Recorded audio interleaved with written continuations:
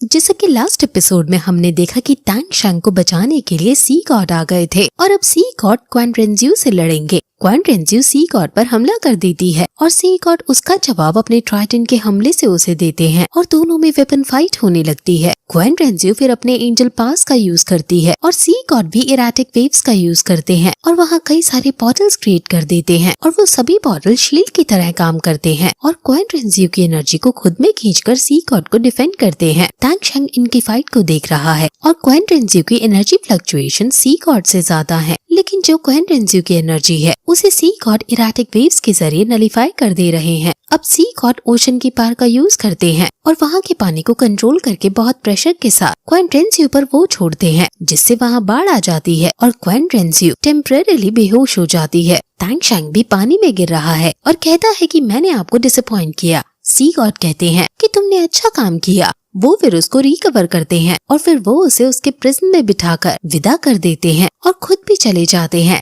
Tang शैंग के घाव भरने लगते हैं, लेकिन ट्राइटन के अंदर जो सी गॉड का हार्ट था वो टूट जाता है, यानी ट्राइटन ने अपनी आत्मा खो दी है और ये देखकर टैंग शैंग बहुत ज्यादा उदास हो जाता है। अब टैंग शैंग को अभी इसके बारे में ना सोचकर अपने दोस्तों के पास वापस जाना है, इसलिए वो तुरंत हाइशन आइलैंड की तरफ निकल जाता है। वहीं हाइशन आइलैंड में बहुत ज्यादा ठंड पड़ गई थी और अभी तक श्रेक डेविल्स के पास टैंग शैंग नहीं आया था और न ही उन्हें टैंग शैंग का कोई सुराग मिला था, इसलिए वो सभी टेंशन में आने लगते हैं। जीवू ने तो बस जैसे तैसे अपने आंसू रोक रखे हैं और वो कहती है कि ये टाइम बाकी टाइम से अलग है, मुझे कुछ अच्छी अनुभूति नहीं हो रही है। मुझे लगता है कि टैंग शैंग जरूर किसी खतरे में है, इसलिए वो खुद टैंग शैंग के पास जाने लगती है, लेकिन मिस्टर दाई उसे रोक देता है और इससे पहले कि वो कुछ कहता, आसमान में वो सभी बहुत बड़ी लाइट को ग्लो करते हुए देखते हैं और ये क्वान रेंजियो की लाइट थी जिसको होश आ गया है। वहीं टैंग शैंग भी प्रिजन में बैठकर यहाँ आ गया है और वो चिल्लाकर कहता है कि अभी कुछ समझाने का टाइम नहीं है,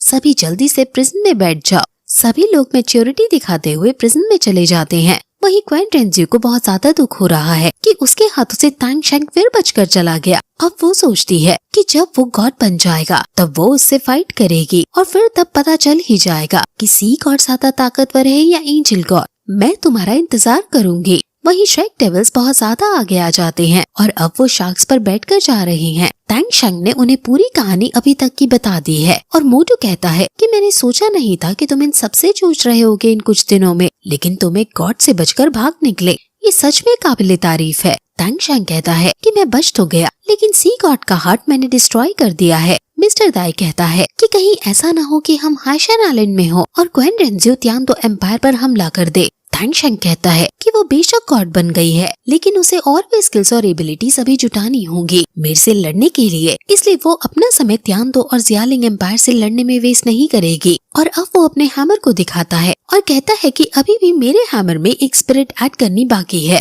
हैमर की बाकी स्पिरिट रिंग्स को देखकर श्रेक डेविल्स काफी शॉक है और टैंग शैंग अब कहता है कि अगर हमारी ट्रिप अब सही डायरेक्शन में गई तो हम एक ट्रायल भी कंप्लीट कर ही लेंगे। अब जब पिछली बार इनका मुकाबला डीप वेल किंग से हुआ था तो ये बाल बाल बचे थे और ये उसको जब नहीं हरा पाए थे, लेकिन अब ये पुराने वाले श्रेक डेविल्स नहीं रहे हैं। अब ये पूरी कैलकुलेशंस करके जाएंगे कि आखिर ये कैसे उस बीस्ट को हरा सकते हैं, लेकिन उस वेल किंग के बारे में भी इन्हें ज्यादा नहीं पता है और शायद भूसाइक्सी जैसी ताकतवर लेडी भी वेल किंग को नहीं हरा सकती है। टैंग शैंग उससे पूछता है कि हम कितने दिनों में वहाँ पहुँच जाएंगे, जिस पर वो कहती है कि 3 दिन में, यानी अभी इनके पास प्लानिंग करने का बहुत टाइम है। जब ये सी गॉड आइलैंड से निकले थे तब भूसाइक्सी ने वेल किंग के बारे में उन्हें काफी जानकारी दी थी, जैसे वो जल्द ही ड्रैगन गॉड बनने वाली है। वो जियाओ पाई से पूछता है कि क्या तुम वेल किंग के बारे में और कुछ बता सकती हो, तुम यहाँ ओशन में रहती हो, तुम्हें जरूर उसके बारे में कुछ न कुछ तो पता होगा, हमें तुम उसकी एबिलिटीज और स्ट्रेंथ के बारे में बताओ।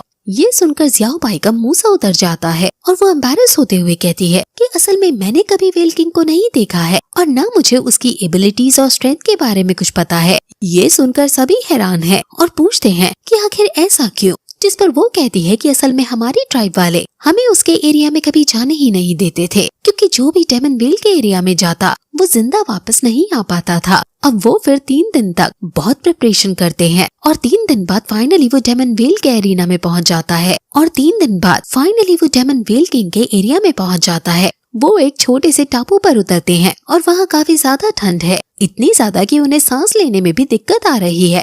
अब वो डेमन के एरिया में आए हैं, खिले हुए फूल तो यहाँ मिलेंगे नहीं, इसलिए ऑस्कर निंग रोंग रोंग को संभालता है और वहाँ तुरंत अब वेल किंग आ जाता है और कहता है कि तुम्हारी हिम्मत कैसे हुई मेरे एरिया में आने की। मिस्टर दाई तुरंत अपने सोल फॉर्म में आता है और तांगशेंग अपने स्पेयर को तैयार करता है और वेल किंग के ऊपर छोड़ देता है, लेकिन वो उसके स्पेयर को आसानी से झेल जाता है और तांगशेंग समझ जाता है इसकी मोटी चमड़ी है जिससे ये हमारे लाखों साल पुराने स्पिरिट बोन के अटैक को भी झेल सकता है। वेल किंग कहता है तो ये तुम लोग हो, पिछली बार मैंने तुम्हें भगा दिया था, अब फिर तुम यहाँ मरने आ गए, तुम नहीं बचोगे। वो अपनी एनर्जी छोड़ता है और जीवू उससे बाल बाल बचती है। वो तांगशेंग से कहता है कि तुम्हें क्या लगता है इस बार अगर तुम पर बिना सी गॉड के हार्ट के ट्राइडेंट है तो तुम मुझे हरा पाओगे। तांगशेंग कहता है कि अब तुम देखो कि हम इस काबिल है भी या नहीं, और फिर वो ट्राइडेंट को लेकर उस पर हमला करने के लिए आगे बढ़ जाता है। वेल किंग कहता है कि पिछली बार सी गॉड जब मुझसे लड़े थे तो उन्होंने इसी ट्राइडेंट से मेरी एक आंख फोड़ दी थी,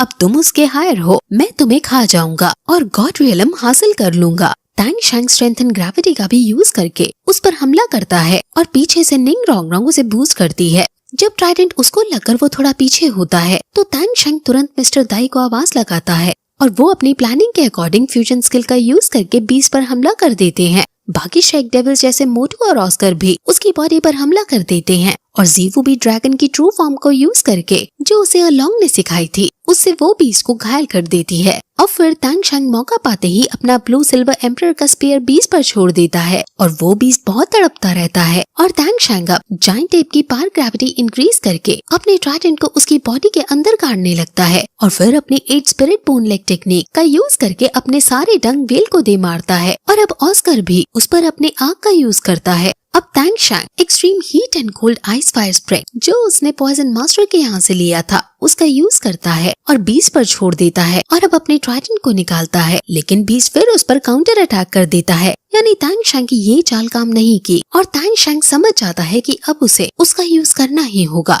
बीस्ट भी गुस्से में आकर अब तांगशेंग पर हमला कर रहा है, लेकिन तांगशेंग अपने सीक्रेट वेपन को तैयार कर लेता है और ये यामा की इन्वेंशन है और इस सीक्रेट वेपन की हर एक नीडल में काफी जहरीला पॉइजन है और जो भी इसके कांटेक्ट में आएगा वो तुरंत करोट हो जाएगा। तांगशेंग ये उस पर यूज कर देता है जिससे वो करोट होने लगता है और उसके ऊपर बर्फ जमने लगती है। वो बीस्ट बहुत ज्यादा तड़पने लगता है और अब बीस्ट शायद मरने ही वाला है क्योंकि उसके आसपास बहुत ज्यादा एनर्जी एक्यूमुलेट हो गई है और उसका दिल बहुत जोर जोर से धड़क रहा है। असल में ऐसा करके इस बीस्ट को ह्यूमन में ट्रांसफॉर्म करने पर मजबूर कर रहे हैं क्योंकि ह्यूमन में ट्रांसफॉर्म होने के बाद जैसे जीवो हुई थी वैसे होने के बाद इसकी बॉडी की एडवांटेज चली जाएगी। वो कहता है कि तुम्हें क्या लगता है कि ह्यूमन में आने के बाद मैं तुमसे हार जाऊंगा? मेरे पास लाखों साल की कल्टीवेशन है और अब ये बीस्ट ह्यूमन में ट्रांसफॉर्म हो गया है और उसने अपनी सारी एनर्जी से अपना एक आर्मर बना लिया है। जैसे सी गॉड ने अपनी एनर्जी को ट्राइडेंट में कन्वर्ट कर दिया था, इसने अपनी एनर्जी को आर्मर में कर दिया है। अब वो लाइटनिंग पर्ल टेक्निक का यूज करता है जिसके अंदर 30% वाटर और 70% लाइटनिंग है। इसका यूज करके श्रेक डेविल्स पर हमला कर देता है और अब श्रेक डेविल्स इससे कैसे बचते हैं वो हमें आगे के एपिसोड में पता चलेगा।